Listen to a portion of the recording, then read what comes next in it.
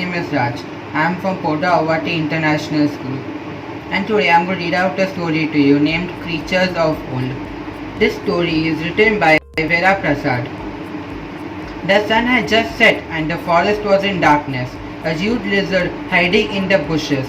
It was still a statue from the tip of its snout to the curve of its tail. Only its sharp eyes moved, darting left and right. Its nostrils twitched as it smelled dinner, a juicy little insect. The giant lizard got ready to pounce when suddenly the ground rumbled and shook. Animals were running in all directions. The poor lizard creature was almost run over. Angrily, it turned back to see what was causing all the confusion. Gulp! A terrifying beast was charging down the forest path. It was taller than the tallest trees and had skin as rough as rock. Oh no! Was the hunter about to become the prey? This is not a story.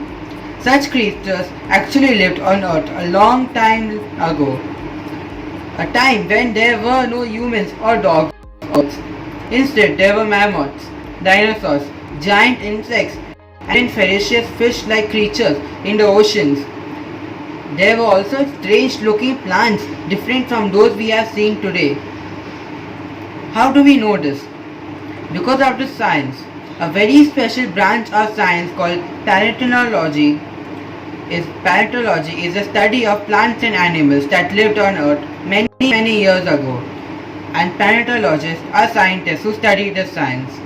Just as the ruins of old palace can tell us things about a king from the past, like how grand his throne was or what his favorite weapon was. There are clues deep inside Earth that can tell us many things about ancient animals. The clues come in many forms, from bones, footprints, eggs, and sometimes even body of an entire animal preserved in stone. And these animals lived millions and millions years ago, long before apes or humans appeared on Earth. How did their remains not rot and decay, and how are they still preserved? Well, when these creatures died and they rotted, they got buried under layers and layers of soil. The skin had flesh and decayed and disappeared, but hard bones and teeth remained because of the tightly packed soil. All these layers of soil along with bones became hard and turned into rock. Plant and animal remains preserved as imprints in this rock are called fossils.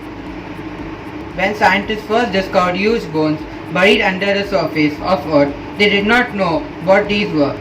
The bones were larger than any animal they had ever known. Bones as long as tree trunks, skulls the size of auto rickshaws, teeth as big as ice cream, cones and claws like knives. They kept putting bones together in different ways to see if they could come up with an animal they recognized. Finally, it all clicked into place like a puzzle. Paleontologists can tell a lot about animal from its skeleton. For example, if the bones of the legs are much larger than the bones of the forelimbs, it is possible that this animal walked on two legs, just like the gigantic creature we met earlier. That fearsome T-Rex for short. If the bones of all the legs are equal in size, there is good chance that this animal walked on all four, like the Diplodocus, which had four snout legs and a really long neck. Fossils of their teeth give great clues about what the ancient creatures like to eat. Many skeletons had long sharp teeth which are good for eating meat. Some skeletons had flat, broad and smooth teeth good for chewing leaves and bark of trees. They were good for chewing leaves and bark of trees, so we know that there were some vegetarian dinosaurs too. But scientists don't always find the entire skeleton. They discover only a few bones, a figure here, a rib there, or maybe just couple of bones from the spine. Not all fossils are bones. Some are just marks, like footprints we leave when we walk on soft mud. Dinosaurs left footprints too, and before these footprints could disappear, the soil got covered with layers of sand and rock, so the prints stayed intact for millions of years.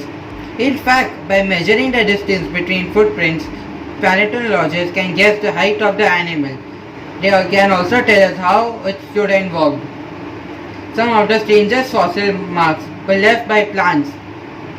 paleontologists have discovered instantly shaped leaves and flowers that cannot be seen anywhere today.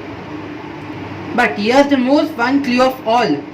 Any idea what this might be? Is it a football? Is it a cannonball? Is it an egg? That's right, a fossilized egg.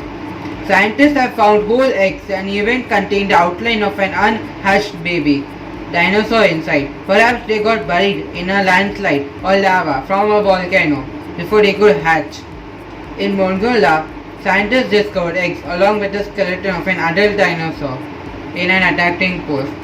They thought that the big dinosaur, fancying an omelette for breakfast, had come to eat the eggs. They named it Egg Hunter. Soon they started discovering many fossilized eggs close to the operator skeleton in different poses.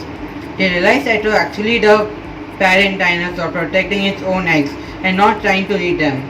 Most unfairly, the name operator stuck. As you might have guessed, we don't know everything about these creatures yet. There are a lot of clues that don't really fit, and some clues were put together all wrong. Scientists are still trying to figure them out. There is still a lot of digging to be done.